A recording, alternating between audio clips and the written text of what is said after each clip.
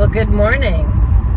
So I am leaving the Thousand Islands and going back to Ottawa for what is going to be the final week of me being in my hometown before I start to travel nomadically again. Had a great experience at the border. Zero complaints. The U.S. side, so I crossed over. The U.S. side directed me inside. I'd been pre-approved for an Nexus card. There was hardly an interview of any variety. It was just verifying my details. And then they sent me back to the Canadian side, which the letter that I received did not indicate I would have to do. So that was a bit of a surprise, but went back to the Canadian side, had an interview. They Googled me, asked about some of my facts and information. It took about half an hour, and then they said that my Nexus card, which enables me to use the fast lane as I'm a pre-approved citizen, either at a land border or at an airport, which is going to be super cool, and had a lovely experience with the Canadian border people as well as the American border people. It took probably 3 hours from the time I crossed over, did the first interview, did the second interview, and then came home. I did make one mistake, and I will alert you to this. He all of a sudden, out of nowhere, because it wasn't on the form, said, "Where else have you traveled outside of Canada in the last 5 years?" And I really had to struggle with that because I travel a lot. So he said, the American said, "Cuba." And I said, "Yes, I went on a beach destination to Cuba." And he said, "Anywhere else?" And I said, "I'm going to need a minute to think about it because I travel a lot, but I had to think about outside of Canada and the United States." And he said, "Have you been to Curacao?" And I said, "Yes." I said, "I went scuba diving in Curacao." And he said, "Anywhere else?" And I said, "I'm just really not sure. I've been to 34 countries. I travel a lot. I'm going to have to think about the last 5 years." So I was trying to do the math in my head. 2025 back to 2020. And he laughed and he said, "You haven't." I'm like, okay, good, because I was about to list 19 other countries, including Vietnam and some other ones, if I had done the math right. So, Vietnam, Japan, I just wasn't sure of the timelines. So, all that to say, I have my paperwork done. I had Buddy's dog import certificate. Very important if you're going to cross into the U.S. I don't know about crossing into the other side, but he's registered now for the next 2 years as a dog import who is a pet. So I had all of that organized. I'm going back to Ottawa, speaking of organization, to organize my life. So I'm getting my hair done. I have priorities. I'm going today to see my former executive assistant. We're going to meet at a dog park. I am seeing my friend who was my former associate producer at the television station, who went into labor while I was on air, by the way. Hilarious story about how I heard in my ear. I'm literally reading a news show and I hear in my ear, "Kim, don't panic, but I think I'm in labor." Like, and we're coming at a commercial. Welcome back, everybody. So this is my week of goodbyes. I won't be back into my hometown until May of 2026. And in that time, British Columbia, well, there's a lot. So going back into Ohio, which is why I wanted my Nexus card, to see my beloved Aunt Sue. Then I'm going to come up through Illinois, Michigan, Wisconsin, back into Ontario to mark the start of my 6 months with my vehicle outside the country and my Ontario health insurance. You can't be outside of the province for longer than a certain amount of time. I'll be back in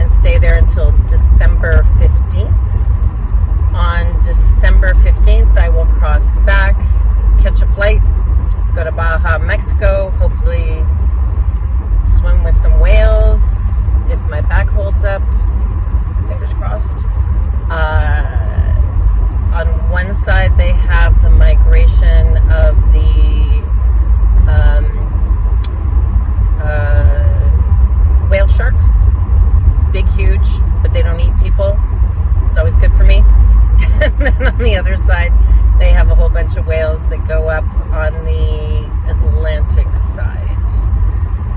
Then I will spend 6 weeks there, go back to British Columbia, and then make my way as weather permits. Nobody really wants to drive through the Rockies in the snow. And I will make my way back to Ontario by the 1st of May. So as you see this, we are approaching the 1st of September, but I always put things a little later just for safety reasons so people don't know where I am at any particular moment. But what I will say, having just left Ivy Lee Campground at the Alexandria Bay, New York crossing, and that bridge, it's $5 for the bridge. Extraordinary campsite. Can't recommend it enough. And see if you can get a waterfront spot. We did that the first night, then I decided to stay one more night because I loved it so much, and then I was on top of the hill, so I didn't have access to the water, but I could certainly see the water.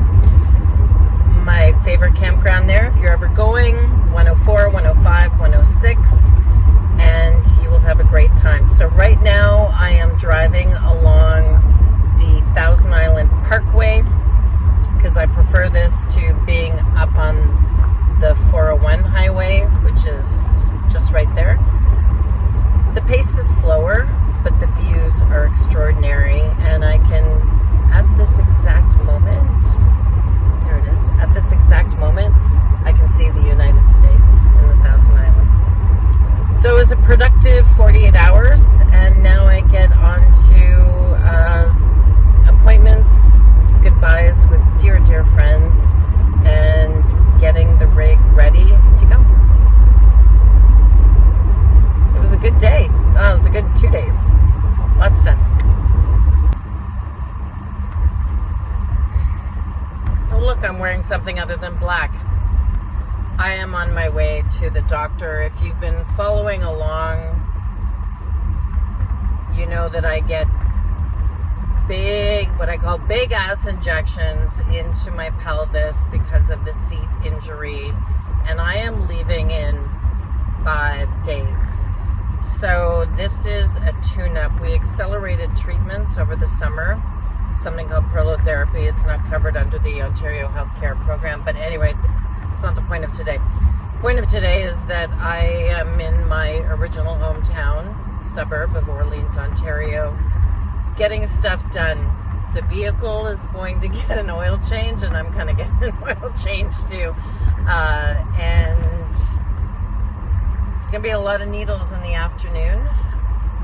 I'm not quite sure at this point, depending on how my pelvis does, whether I'll be flying home at some point to get a tune-up, or whether he has a colleague on the West Coast.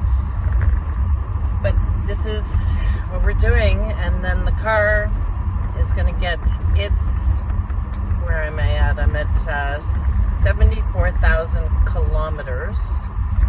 So still really great for in 2019. I have no worries about that, but today is the tune-up. So both the car